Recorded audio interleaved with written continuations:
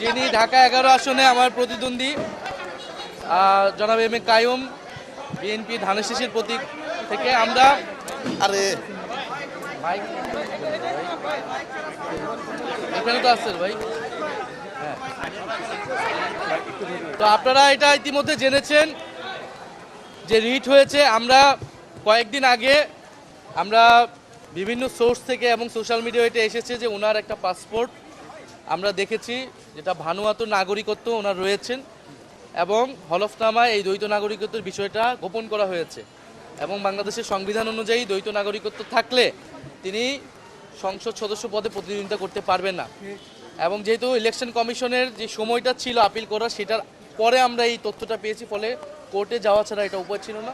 ফলে এই এলাকার একজন শুধু প্রার্থী না, এই এলাকার একজন নাগরিক হিসেবে, এই এলাকার একজন ভোটার হিসেবে আমরা সংবিধান লঙ্ঘন করতেছে বা আইন লঙ্ঘন করতেছে এরকম একজনকে আমরা আসলে মনে করি না এই এলাকা তিনি জনপ্রতিনিধিত্ব করতে পারবেন।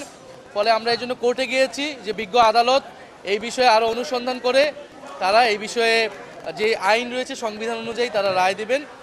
এবং আমার পক্ষ থেকে আমাদের আইনজীবী ফোরাম যারা রয়েছে তারা এই বিষয়ে কোর্টে রিট করেছে। আপনার কাছে কি মনে হয় যে কি ধরনের ফলাফল আসতে পারে?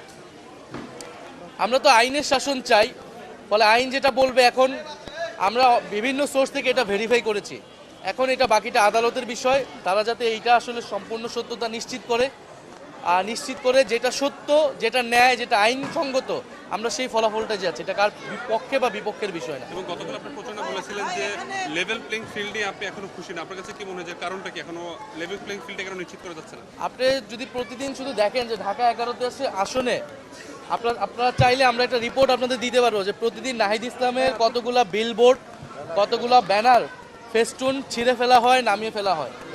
আমরা এই রিপোর্টটা দেখলেই, এবং কর্মীদেরকে নানা ধরনের হুমকি দেওয়া, যারা আমাদের সমর্থক রয়েছে তাদেরকে প্রত্যক্ষ পরোক্ষকে হুমকি দেওয়া, ফলে এটা দেখলেই বোঝা যায় যে নাহিদ ইসলামের আসনে যদি এই অবস্থা হয় তাহলে সারা বাংলাদেশের আসনগুলোতে কী হবে। ফলে এটা করে আসলে আমাদেরকে দমাতে পারবে না। মানুষজন এটাতে আরও ক্ষুব্ধ হচ্ছে এবং মানুষজন আমাদের পক্ষে আরও বেশি নামতেছে, এবং মানুষজন আসলে এই ধরনের কোনো ভয়ভীতি তোয়াক্কা না করে 12ই ফেব্রুয়ারি ভোট কেন্দ্রে আসবে, এবং ইনশাল্লাহ 11 দলীয় জোট এবং শাপলাকলের এইখানে বিপুল ভোটে আমরা এখানে আমাদের পক্ষে আমরা ফলাফল পাবো।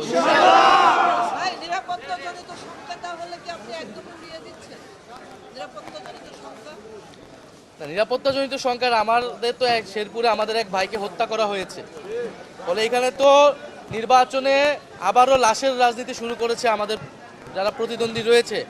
মানুষকে হত্যা করে লাশের উপর দিয়ে তারা নির্বাচনে জয়ী হতে যাচ্ছে। সেই আগের আমলে, আওয়ামী আমলে আমরা যা যা দেখেছি তার সব কিছুই কিন্তু আবার দেখতেছি আমরা ফিরে আসতে। এবং 12ই ফেব্রুয়ারি ভোট কেন্দ্র দখল যে হবে না তারও আসলে কোনো নিশ্চয়তা আমরা পাচ্ছি না। ফলে সেইটা আসলে চেষ্টা করেও লাভ হবে না, কারণ আমরা এবার ঐক্যবদ্ধ আছি। 12ই ফেব্রুয়ারি ইনশাল্লাহ আমরা আমাদের জনগণের যে ভোটাধিকার, সেই ভোটাধিকার আমরা রক্ষা করে আমরা 12ই ফেব্রুয়ারি ঘরে ফিরব। ভূমিকা নিয়ে আপনার কোনো প্রশাসনের ভূমিকা কেমন দেখছেন এখন পর্যন্ত, যেহেতু নির্বাচনের মাত্র খুব বেশি দিন বাকি নেই? নির্বাচন কমিশনের কাছে আমরা অভিযোগ দিয়েছি, অন্তত 3-4 বার অভিযোগ দিয়েছি এই ব্যানার ফেস্টুন ছাড়া, তারা কোনো ব্যবস্থা নেয় নাই।